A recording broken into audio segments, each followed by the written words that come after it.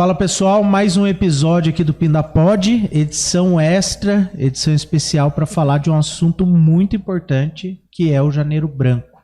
Estou recebendo aqui duas psicólogas, a Larissa e a Jéssica. Sejam bem-vindas. Obrigada.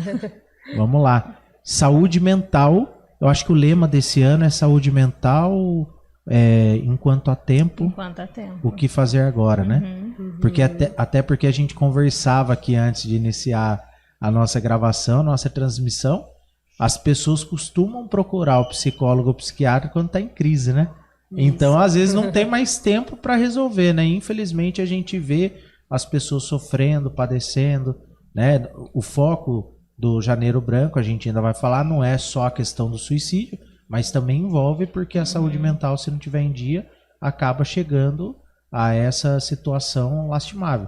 E às vezes a pessoa não consegue procurar antes, né? O que vocês podem falar sobre o Janeiro Branco? Quando começou? O que é essa campanha? Eu vi assim por cima, que eu cheguei a pesquisar alguma coisinha, que é relacionada à saúde mental e foi criada essa campanha por um psicólogo, né? Sim, é uma iniciativa brasileira, né, que foi criada há 10 anos atrás, em 2014, e vem ganhando força de lá até esse ano de 2024.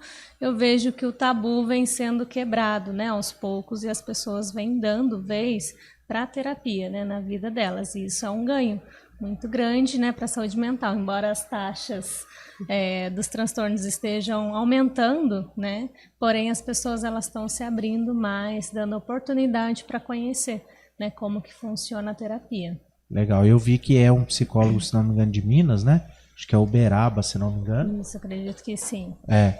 E vem tratar, né, a respeito da saúde mental, da pessoa cuidar da saúde mental, cuidar de si mesma, né, dessa atenção interna. Para se olhar para dentro. E hoje, assim, o que seriam as principais doenças mentais, transtornos? O que há de índice, de estudo que aponta? É depressão? Quais seriam? Sim. A ansiedade tá agora uma das principais, né? Assim, no ranking, assim. No Brasil, se eu não me engano, o Brasil acho que é a primeira... O primeiro transtorno é a ansiedade. É a ansiedade. E depressão, né? Dentro da ansiedade tem várias outras, né? Tem a TAG, que é a ansiedade generalizada. Tem os transtornos, né? Transtorno bipolar também tá no ranking. Mas os que... em primeiro lugar, acho que é a ansiedade, se eu não me engano, né? E a depressão parece que sai em quinto lugar aqui no Brasil. Caramba. E eu vi que existe... Tá em primeiro lugar. Eu vi que existe um site do Janeiro Branco, da campanha, que vem trazendo algumas informações. Eu fui pesquisar, né? Fiz meu dever de casa. Falei, vamos conversar sobre Janeiro Branco, então eu quero me preparar para conversar com as duas psicólogas. E eu estava vendo que é alusivo à questão de um novo ciclo, né? Por ser janeiro, o primeiro mês do ano. Exatamente. E branco porque seria uma folha em branco que a gente pode reescrever a nossa história, né? A gente pode trazer novos rumos, né? Porque às vezes a pessoa chega já no consultório, acredito eu, que vai fazer uma terapia com a vida toda conturbada, né? E como fazer né? Desfazer esse novelo de lã que tá tudo misturado, né? Eu imagino a dificuldade de vocês. Quando o paciente ele procura uma terapia, a gente conversava aqui inclusive nos bastidores, como que seria a ordem cronológica? Estou passando mal, estou enfrentando um momento difícil, né? O que eu faço? Procuro primeiro psicólogo, procuro psiquiatra? Como que funciona? Geralmente a gente... se você está se sentindo mal, né? Se você está procurando uma melhora nessa parte da saúde mental, né? Que é a saúde, é o seu bem-estar, né? A gente procura um psicólogo, né? A intenção seria procurar um psicólogo e o psicólogo fazer uma avaliação, se é necessário um psiquiatra ou algum outro encaminhamento, né? Mas também tem a outra via, que as pessoas vão mais para um médico, né? Porque às vezes chega em crise mesmo, né? Espera chegar na parte da crise. Né? E daí chega na parte da crise, vai para um médico, um pronto-socorro, né? E daí vem o encaminhamento para terapia. Uhum. E se vocês identificam eventualmente, é uma depressão grave, eu não sei como que seria a nomenclatura disso, né? Então até desculpa se eu estiver errando. Mas se for uma depressão grave, vocês fazem encaminhamento para o psiquiatra, porque às vezes o paciente precisa de medicamento mesmo, né? Uhum. Tem alguns casos que aí vai já de encontro com o protocolo médico, né? Que geralmente são as crises, e o nosso dever enquanto profissional da saúde é fazer o encaminhamento para o psiquiatra ou o neurologista, né? Dependendo do caso.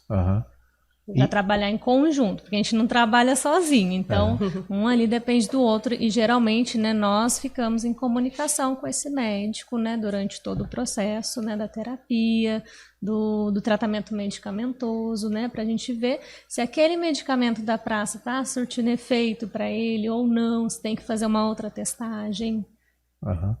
E existe casos em que também, acredito eu, vai tirando medicamento, mas continua com a terapia, até porque às vezes a pessoa tem gatilhos ali que pode desencadear uma nova crise, né? Quando o médico identifica, né, que já fez o efeito que tinha que ser feito, ele pode, né, acontecer o desmame. Então ele vai diminuir aquela medicação, não vai parar do nada, vai diminuir aquela medicação, mas vai continuar a terapia. E da mesma forma, na terapia a gente também tem um processo do desmame, né, que a gente fala que é a prevenção de recaídas. Então, geralmente o paciente ele não é mais atendido ali toda semana, geralmente diminui o prazo a cada 15 dias, né, ou até menos se for o caso. Entendi.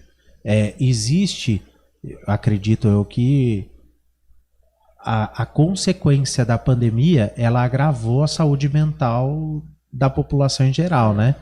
Existem algumas pessoas até que falavam assim, essa pandemia, esse vírus veio para ensinar o ser humano a ser melhor, a ser mais amável, mais caridoso, mais misericordioso. E eu acho, pelo menos a minha opinião, é que isso não funcionou, né? Não acredito nessa conspiração de que o mundo tenha criado esse vírus e que isso tenha ocorrido. E a gente não vê um amor fraterno entre a população, né? A pandemia teve reflexo? Vocês observam, assim, no consultório de vocês que a pandemia agravou a saúde mental das pessoas? Sim, o confinamento, né? Acredito que foi um dos piores agravantes, foi aí que piorou, né? A questão da taxa de ansiedade, de depressão. Então, se a pessoa já tinha, né, uma propensão para ir para esses transtornos, aumentou. Por conta do confinamento.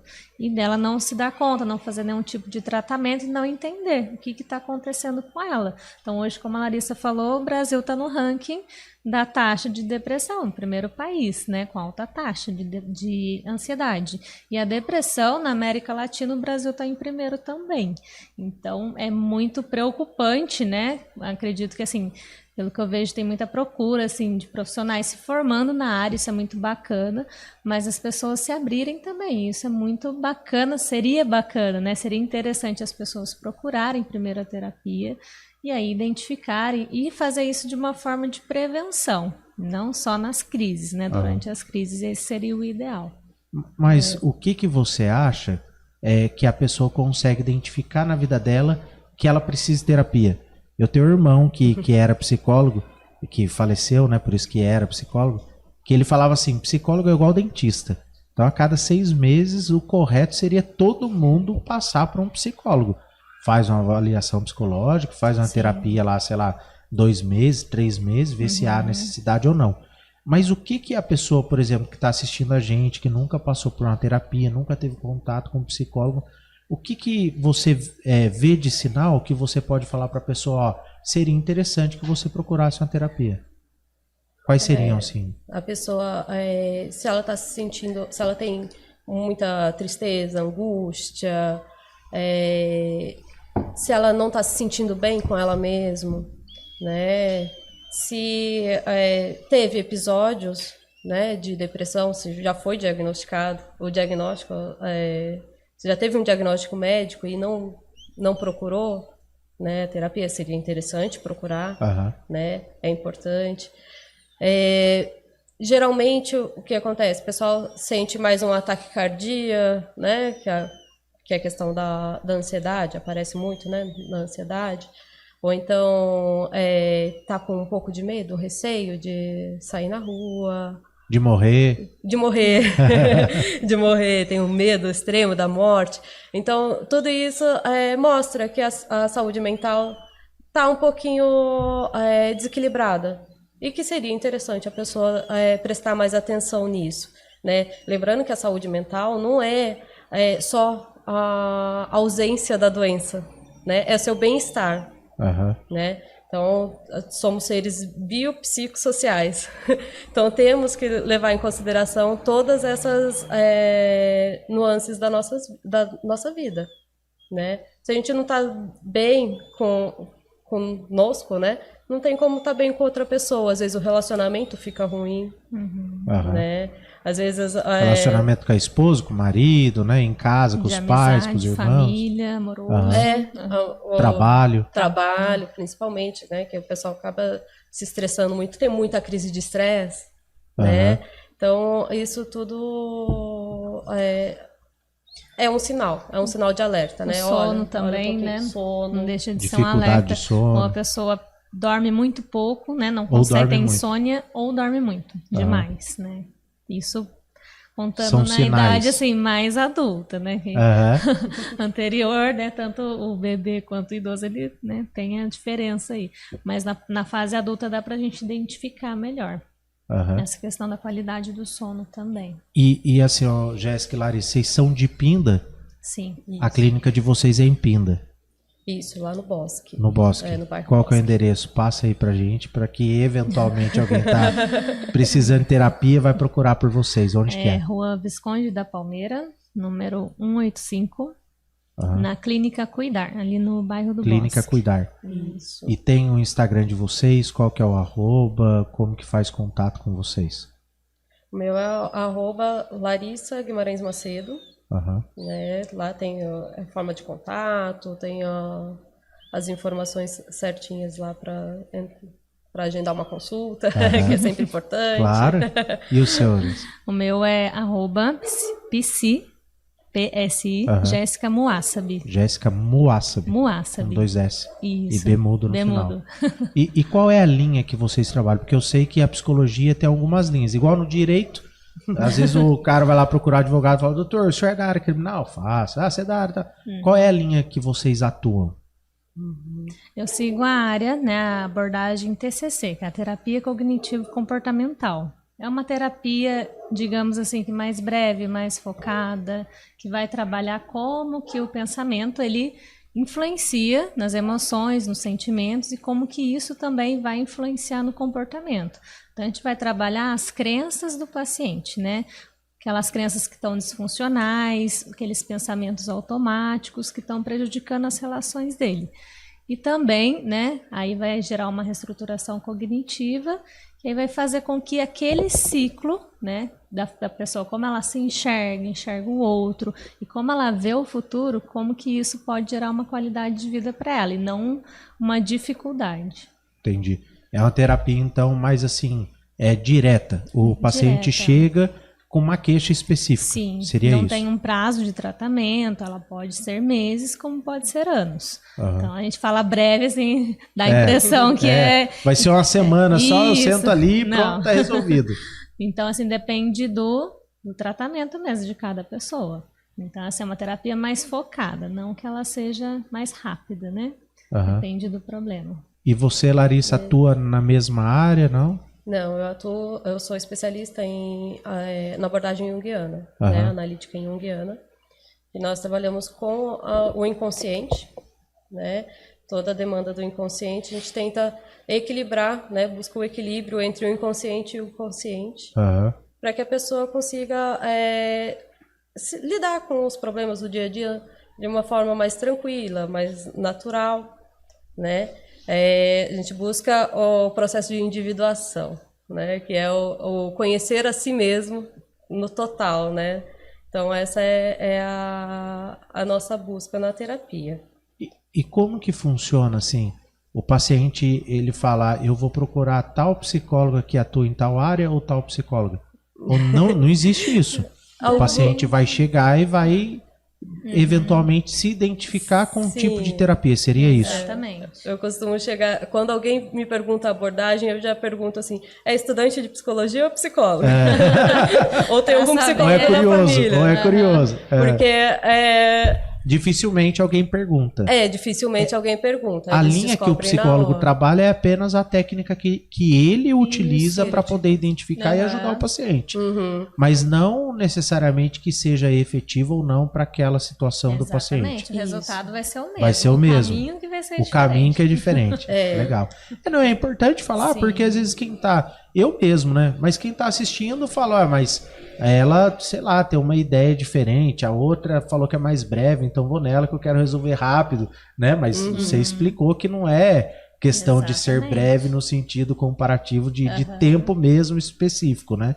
Falar, vai resolver em 2 sessões, né? Isso é uma questão importante, porque as pessoas chegam tão ansiosas, né, na terapia, que eles acreditam que é uma consulta, né? Já está resolvido. Como se fosse médico, né? Uma consulta médica ali, pronto, acabou. Comprei um antibiótico aqui, vou tomar 10 dias e pronto. Resolveu o problema, né? E quer que a gente já resolva ali, tá tudo certo. Mas não, é uma coisa que leva tempo, né? Terapia leva um tempo, a gente não especifica, né? Essa duração. Né? Assim como o diagnóstico também, ele não é feito em 1, 2 sessões, né? É feito em mais. Vocês fazem uma avaliação. A avaliação é feita em mais consultas. Entendi. E assim, a gente falava um pouco antes da pandemia. Acredito eu que vocês, na época da pandemia, tiveram a restrição de atendimento, passaram a atender online. Hoje tem essa procura ainda?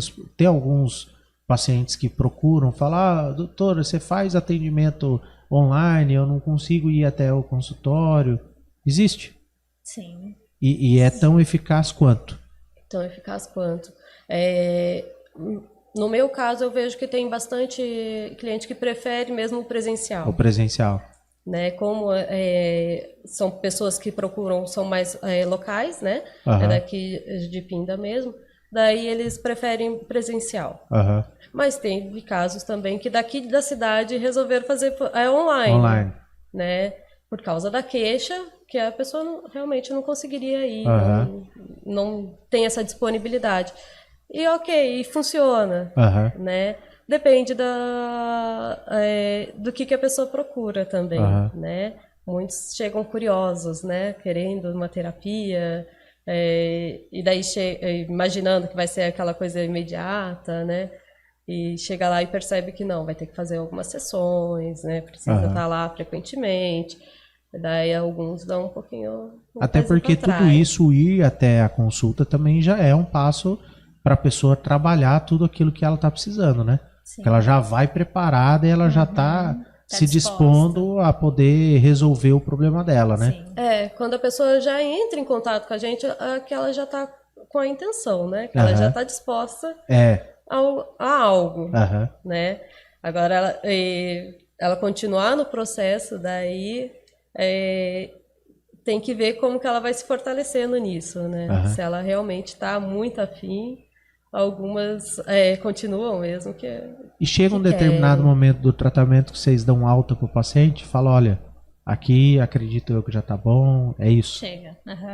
E é nesse momento que a gente faz o desmame. Que é a prevenção vai diminuindo de as sessões e tal. Isso, aí não vai ser mais semanalmente. Você vai voltar daqui 2 meses, daqui 6. Isso é a cada 15 dias, depois pode acontecer de ser uma vez ao mês, né? Normalmente é a cada 15 dias. Normalmente é a cada 15 dias. No processo do desmame, de 15 dias. Fora aí isso, no tratamento é uma vez por semana. Geralmente semanal. E às vezes, se a pessoa entrar em crise, vai ligar para a psicóloga para... Doutora, me ajuda, me socorre. Geralmente é mais de uma vez na semana. Geralmente a gente disponibiliza, né, um telefone também para contato, porque daí, se a pessoa entra em crise, já chegaram a me mandar mensagem de madrugada. Né? Tô em crise, não sei o que, a gente dá um apoio ali no momento, mas daí vamos marcar a sessão, então vamos antecipar a sessão, vamos marcar outra sessão, para que daí ele consiga dar conta daquilo ali, E uma pergunta que eu acredito que todo mundo faça também. Psicólogo também faz terapia ou não? Faz, né? Tem que fazer.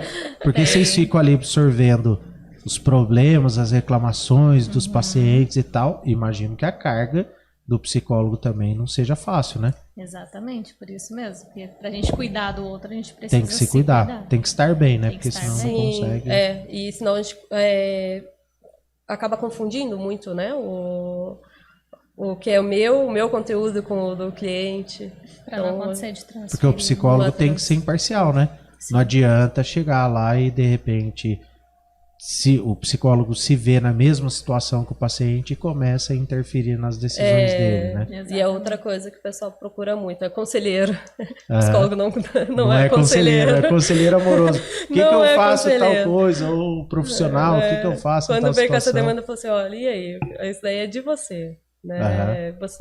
Você com você. Né? Quem faz a terapia é o cliente, o paciente, né? Então, até porque o paciente que está inserido ali naquele meio e ele que vai tomar a decisão, né? Não tem como você de fora opinar pela vida da pessoa. Como que a gente vai decidir a vida de uma pessoa? São quantos anos que ela passou por aquilo, a gente vai decidir em um dia, sessão, uma sessão, uma hora. É bem complicado. É difícil. É difícil essa E parte. fora essas campanhas, a gente falou do Janeiro Branco. Fora Janeiro Branco, quais seriam as outras campanhas voltadas à área da psicologia que a gente tem hoje? Janeiro Branco, você falou, Jéssica, que ela é idealizada por um psicólogo brasileiro. Sim. Aí tem a Setembro Amarelo, que é de prevenção ao amarelo. Suicídio, que ela, na verdade, é internacional, né? Isso, é internacional.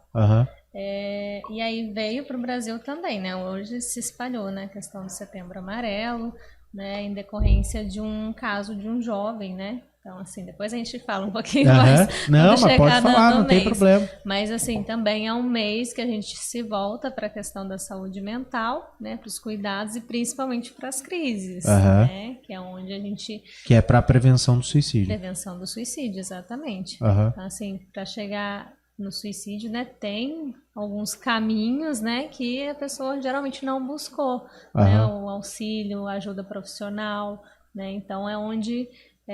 piorou, né, o quadro, né, geralmente. E aí tem Janeiro Branco, Setembro Amarelo e tem Maio... Maio Furtacor, que é da saúde materna. Que eu vi pelas redes sociais, vocês participaram de um... Participamos da feira, que foi na Ferroviária, né? Teve também em Taubaté, né, Larissa, em outras cidades. Mas a gente participou aqui na de Pinda. Foi um evento muito lindo, muito bem organizado, né? Por 2 psicólogas também. E hoje tem psicólogos especializadas somente nessa área, por conta, assim... Muitas vezes, né, a atenção se volta só para o bebê e não para a mãe, né? A mãe fica ali esquecida, então ela também acaba se deixando de se cuidar, deixando de prestar atenção nas coisas dela, e ela também não recebe os cuidados necessários. Então, assim, acaba fragilizando, né, a mulher nesse momento. Entendi. Jéssica, Larissa, um prazer receber vocês aqui. Para mim foi quase que uma terapia. Se deixasse eu ficava aqui 1 hora, até porque antes da gente começar a gravar aqui já me desabafei, apesar de que terapia não é desabafo, né? Eu aprendi isso daí. Não. Quer dizer, desabafo não é terapia. Isso, faz parte. Faz parte. Mas obrigado a presença aqui de vocês, aqui no Pinapod. Peço desculpas pela ausência da Aline, porque a Aline, na verdade, ela tá morando em Piracicaba. E aí fica difícil a gente conciliar a agenda quando ela vem para cá. E aí a gente não podia deixar passar o Janeiro em branco, né? Então, a gente tinha que falar de Janeiro Branco aqui com vocês, porque é um assunto importantíssimo. A gente dá risada, a gente brinca, descontrai um pouco, mas é um assunto sério que precisa ser observado.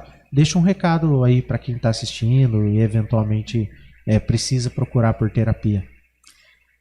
Eu quero deixar um recado, né? Aproveitando o Janeiro Branco, que é o mês escolhido em que as pessoas geralmente param para fazer um planejamento de vida, né? Então, assim, aproveite esse mês.